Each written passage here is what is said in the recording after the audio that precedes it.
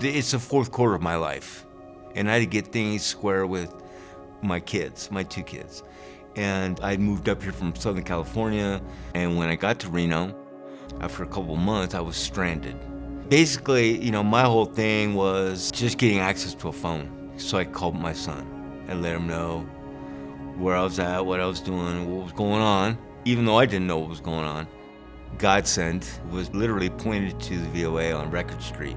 And that's when I met Ted. A, he let me use his phone. B, he put me in the system. I was pointed down to the tent, which is now the CARES campus, but it was a bed, and it wasn't a sidewalk. We had a large population of individuals coming into the shelter facing first-time homelessness because they didn't have anywhere else to go, because the rents were so high, because there was no vacancies. So everybody that worked at the tent worked for the VOA, okay? And what I found was this care. The employees at Volunteers of America are passionate and empathetic and are there to stand by the people in their journey, no matter where they are. I mean, it's phenomenal to see how much they're willing to give to make sure other people have a better quality of life. Once I was able to connect with my son, then the next step was to see what I could do if I could be in line for SAGE.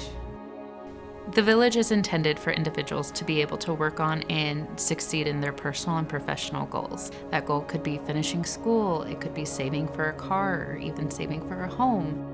The individuals who live at the village are your casino workers, your baristas, your warehouse workers, they're your taxi drivers. What I used to say to people once I knew I was going to get into SAGE was, man, I get a lock on my door.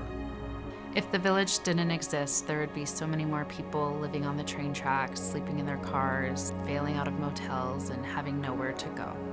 There's a cost to the community for everybody who's out there, who's on the streets and utilizing homeless services and the emergency services. So by supporting Volunteers of America, we can support individuals and give them the skills to not depend on those resources. I just know the community is a lot better with VOA.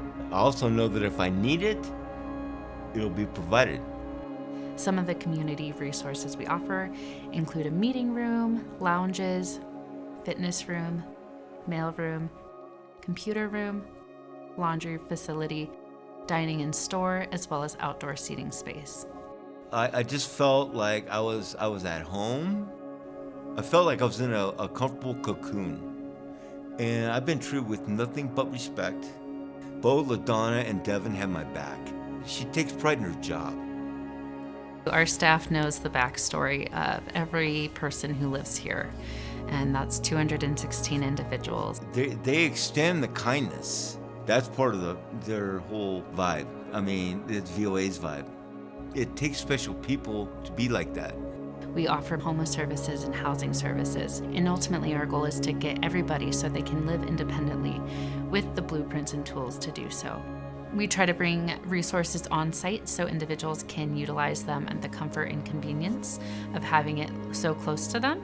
So some of those classes have included financial classes, housing readiness classes, AA, NA, Bible studies, community dinners by different community partners, and other supportive community service tabling events.